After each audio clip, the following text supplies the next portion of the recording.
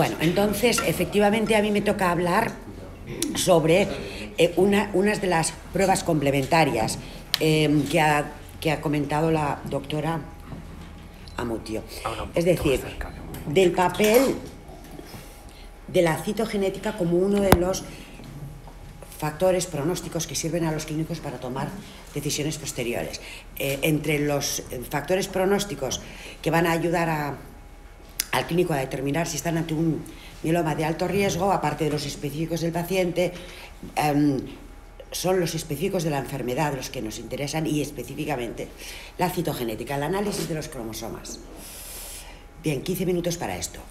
Este análisis, el análisis de la denominada citogenética de alto riesgo, insisto, es el que va a ayudar a los clínicos a tomar decisiones terapéuticas en función de los resultados. Si tuviera que hacer, ¿cuáles son estos marcadores citogenéticos que estudiamos en el mieloma? ¿Cuáles son estos marcadores cromosómicos? Porque al fin y al cabo son alteraciones cromosómicas.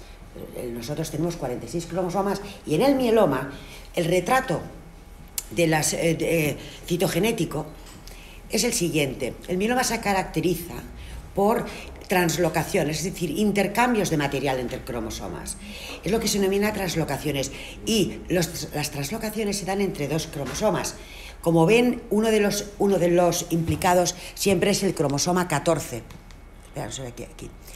Y hay una serie de translocaciones, siempre es el mismo, donde está el gen de la cadena pesada de las inmunoglobulinas, con distintas frecuencias, como ven, las distintas translocaciones. Y el segundo tipo de alteración cromosómica que se observa en mieloma son ya no alteraciones de este tipo estructurales, sino numéricas, lo que se denominan trisomías. En vez de haber 2 cromosomas de cada, hay 3 de cada. Entonces, el mieloma trisómico o hiperdiploide y el mieloma caracterizado por esto representa más o menos el 50% de los casos. Estas alteraciones que les he comentado, tanto las translocaciones como las trisomías, están ya desde fases muy iniciales de la enfermedad, inclusive pueden estar desde la fase de gammapatía monoclonal. Y a lo largo de la evolución de la enfermedad, lo que aparecen son otras alteraciones citogenéticas, otras, que se denominan secundarias porque suelen aparecer a lo largo de la enfermedad, y con lo cual están asociadas a peor pronóstico o a progresión. Entre las más famosas, que las conocerán, están la deleción del cromosoma 17, famoso deleción 17p, donde falla el gen P53, o alteraciones del cromosoma 1. Es decir, que el retrato completo del mieloma sería este. Tenemos una serie de alteraciones, translocaciones y hiperdiploideas, y luego hay otras relacionadas con la progresión. De todas estas, 5 de ellas, como ven, la translocación 4-14, la 14-16, por frecuencias, etc. Las alteraciones del cromosoma 1, progresión, o la deleción del 17p, también de mal pronóstico, estas 5 alteraciones es lo que en un laboratorio de genética hacemos cuando recibimos un paciente con mieloma. La muestra de un paciente con mieloma son las denominadas alteraciones de alto riesgo citogenética. O sea que cuando analizamos esta muestra son estas 5. Las demás son menos frecuentes y en una primera tentativa este es el esquema. 5 alteraciones.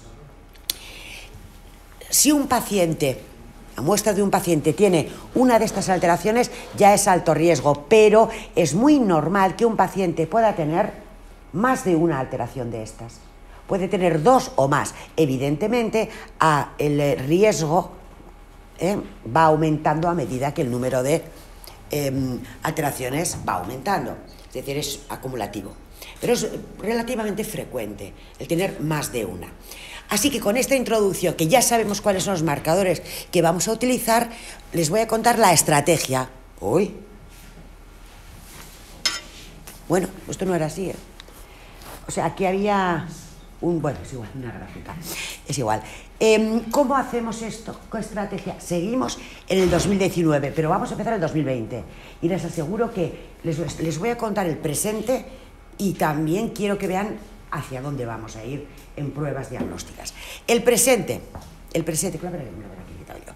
El presidente, para el laboratorio de genética tiene una estrategia, evaluar 5 marcadores de alto riesgo en los pacientes con mieloma. ¿Y qué técnicas utilizamos? Son marcadores cromosómicos, por tanto puedo usar técnicas citogenéticas. A saber, cariotipo y FIS son las técnicas de que yo dispongo en un laboratorio para analizar esos marcadores. Mira, esto era que salía. Esto era simplemente para que vieran los casos que habíamos hecho en el 2018. Bien, características del mieloma. El mieloma normalmente tiene poca infiltración de células plasmáticas, la muestra que recibimos, y además tienen poco índice mitótico. ¿Qué quiere decir esto? Que si yo hago cariotipos, como antes hacíamos solo cariotipos, prácticamente el 80% de los pacientes con mieloma tienen cariotipo normal, poco informativo. O sea, no aporta nada al clínico. Ahora, eso sí, cuando tienen cariotipos anómalos, ese 20%, suelen ser cariotipos muy anómalos. Fíjese, un cariotipo normal, 2 de cada, o un cariotipo de mieloma muy alterado, son de este tipo. Y bueno, esto implica ya per se un mieloma altamente proliferativo, alto riesgo. Por eso, la técnica que utilizamos fundamentalmente cuando decimos vamos a evaluar la citogenética de alto riesgo es el FIS. El FIS es una técnica con marcadores fluorescentes que se hace en las muestras que recibimos, pero cuidado, y esto es importantísimo, exige un paso previo de la muestra que recibo de mieloma, la muestra. Lo que hago es separar las células plasmáticas, las separo, las aíslo, que son las dañadas, las patológicas, y es sobre esas células donde hago yo el FIS. Por tanto, el gold estándar para evaluar en laboratorio de genética estos marcadores es el FIS en células plasmáticas separadas. Tengo distintos procedimientos para aislar en el laboratorio, separación inmunomagnética, por sorter, es decir, son detalles técnicos, pero hay que separarlas. Y este sería, para mí es la más importante, el algoritmo de trabajo del laboratorio. Necesitamos que el clínico nos envíe una muestra de heparina, una muestra de médula ósea con heparina, tubo verde, y una muestra de médula ósea con tubo lila, ECTA. Con la muestra de heparina haré el cariotipo, sabiendo que es poco informativo, ese 20%, y con la muestra de ECTA lo que hago es separar las plasmáticas y las pongo en un porta las plasmáticas del paciente, y sobre ese porta hago el FIS, es una hibridación fluorescente donde evalúo las 1, 2, 3, 4, 5 marcadores que les he comentado.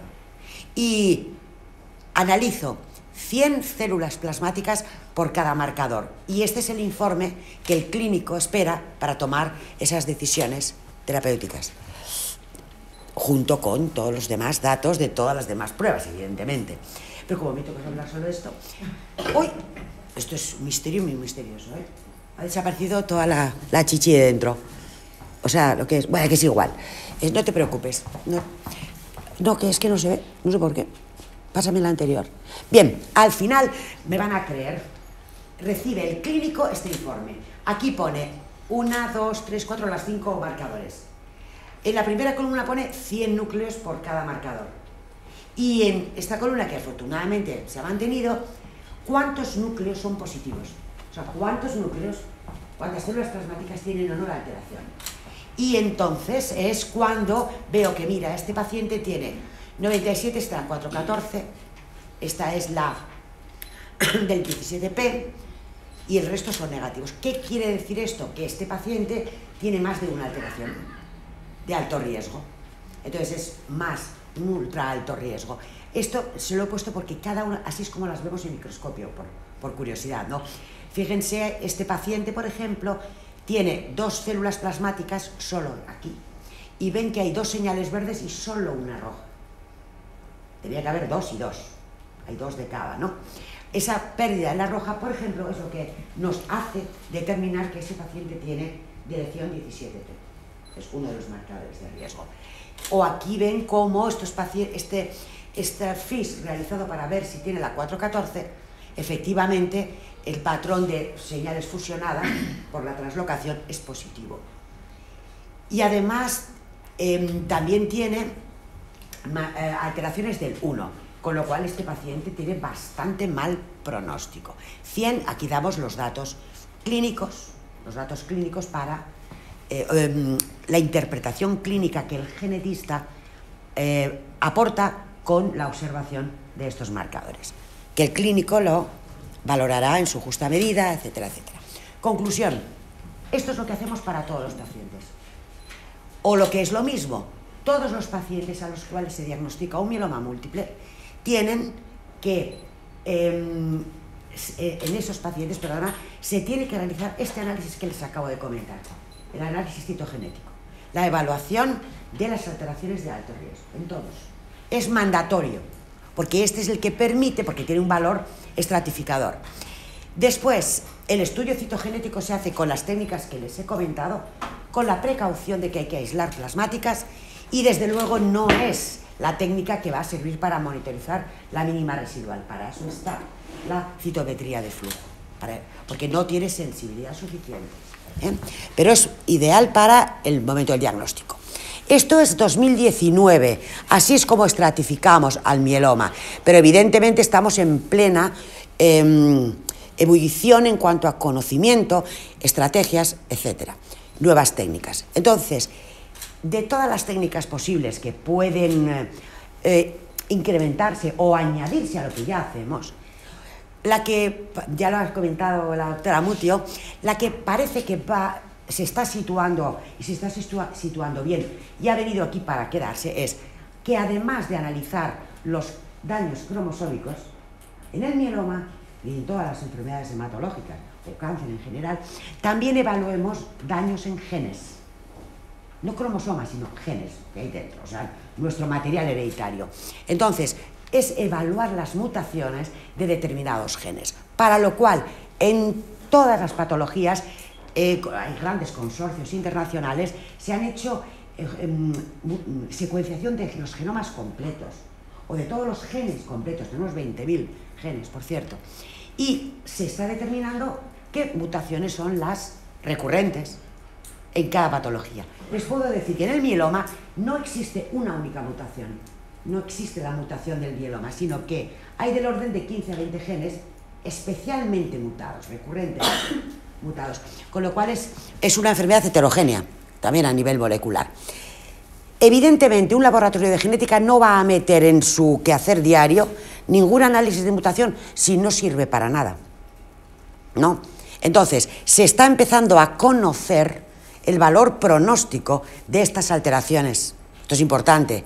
Y puedo adelantarles que entre ellas, si un paciente tiene mutaciones del gen P53, añade valor pronóstico adverso a lo que ya se sabe de cromosomas. Luego vamos empezando a conocer.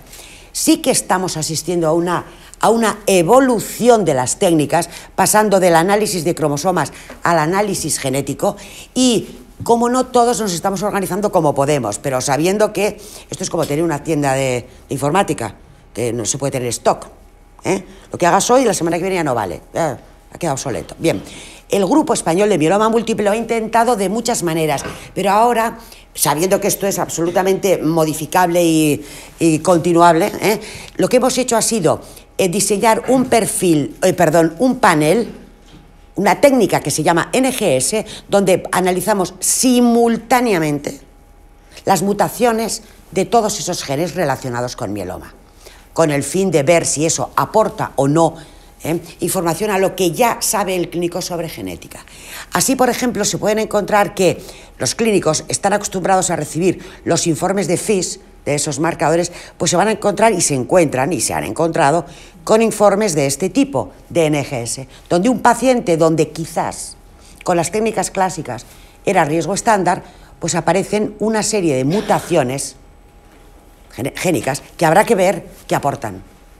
Si son diagnósticas, que no, porque hay muchas mutaciones de mieloma. Si son pronósticas, si alguna de ellas confiere peor pronóstico, o, vamos a ver más adelante, si ayudan a seleccionar alguna terapia.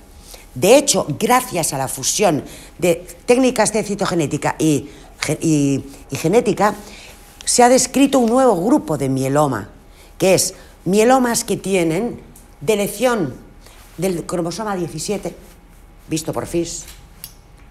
En el otro alelo, mutación de gen P53, visto por análisis de secuenciación.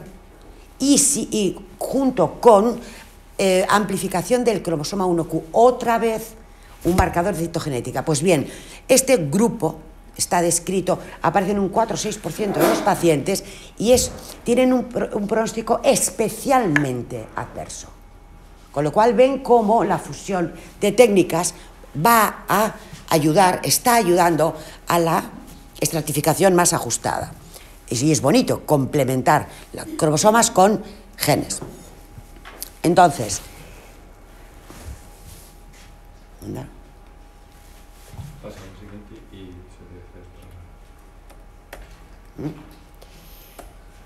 Es curioso, se me ha puesto en un formato raro. Si pasas a la siguiente se te centrará. Sí, pero ya estoy, mira, estoy dando... Mira. ¿Esta no? Sí. Eso es que te conoce a ti. Bien, bueno, entonces, lo que les he dicho, la fusión, nuevas técnicas diagnósticas, y acabo ya. Entonces, atención porque las mutaciones no solamente van a constituirse como valor pronóstico, añadir valor pronóstico, sino que muchas de ellas pueden ser dianas terapéuticas. Si hay tal mutación, hay tal fármaco.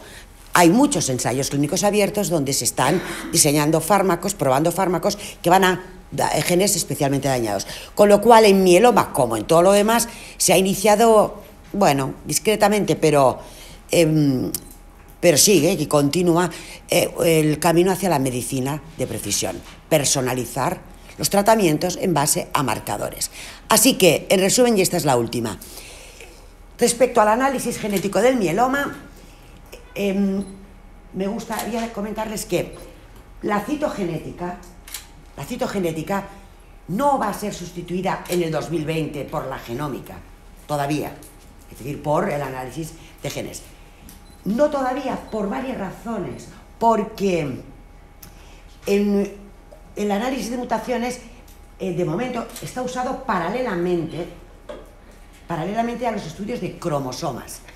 No se plantea como sustitución del FIS, salvo que tuviera una forma a nivel NGS de hacer exactamente lo mismo que hago hasta ahora. No es el momento, todavía no, porque el uso de NGS está en España, por lo menos, limitado por el coste y variedad de plataformas.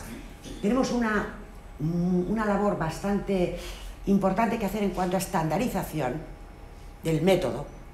La genética ya está súper estandarizada y que todos elijamos plataformas, formas de informar, formas de analizar, etcétera, bastante más comunes. Estamos en ello. Además, evidentemente, de todas las mutaciones que están encontrando, no tenemos todavía información muy madura. Tenemos que saber todavía más para qué nos van a servir. Sí para pronóstico, sí para terapia, etcétera. Pero sí que es cierto que cada vez la medicina personalizada está ahí. Entonces, los fármacos diseñados para un evento, cuanto más fármacos de estos haya, más necesidad tendremos de un análisis genético exhaustivo. Es decir, que no hemos llegado a la situación de un solo test para todo lo que les he comentado. Por el momento, cariotipo y FIS fundamentalmente, los marcadores estos, complementado con NGS, análisis de mutaciones. Pero todo el mundo soñamos, y de hecho estamos ya en ello, que este sistema, si me permite hacer mutaciones, ganancias, pérdidas y translocaciones con homogeneidad, estandarización y a un precio decente, entonces podré hablar de que esto sustituye a todo lo anterior, ¿vale? Pero yo creo, aparte, es evidente que cuando una cosa se requiere hay que complementarla con lo anterior. Calculando años de jubilación, yo creo que vamos a seguir haciendo FIS al menos 5 años más. O sea, que luego aparece la técnica supergenómica que haga todo lo demás, pero por el momento es la pregunta, simultáneos, concordancia, validándose. Bueno, muchísimas gracias.